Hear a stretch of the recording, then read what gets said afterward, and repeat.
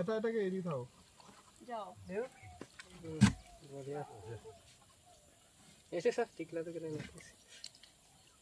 मजा के हाथ भी আছে তুমি খেলা তুমি টিকা তোলা রূপঙ্কর জুম পাচ্ছো আরে আমি পাচ্ছি না কিছু এরকম ভাবে হয় না মই আজি 104 নাম্বাৰস কাছো আজি আমি ইয়াতে ৰিলিজ কৰিছো উদুক বিলত এই কাছো আমি আনিছিলো আপোনাৰ মাধৱ হাজৰ মাধৱ মহাগ্ৰীৱ মন্দিৰৰ পৰা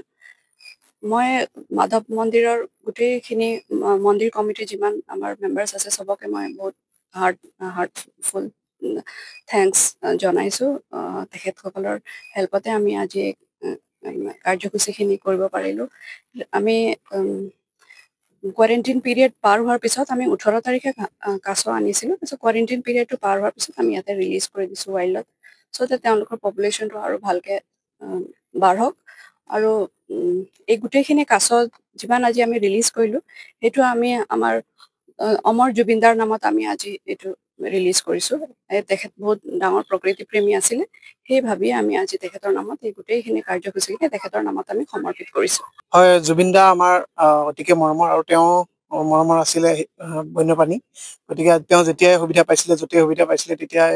জীৱ জন্তুবিলাকৰ সুৰক্ষাৰ কাৰণে তেওঁ হৰহ চেষ্টা চলাইছিলে আৰু তেখেতে বহুতবোৰ ৰেস্কিউ নিজেই কৰিছিলে আৰু নিজে তেওঁ দায়িত্ব লৈ আমাৰ ষ্টেট জু হওক বা ওচৰ পাজৰ আমাৰ যিখিনি বন্যপ্ৰাণী এলেকা আছিলে এইবিলাকত এৰি দিছিলে গতিকে তেওঁ এই জীৱৰ প্ৰতি থকা যিটো মৰম সেইটোক আমি সঁহাৰি জনাই তেখেতক আমি শ্ৰদ্ধা জনাই আৰু তেখেতক স্মৰণ কৰি আজি আমি ৰিলিজ পৰ্বটো আমি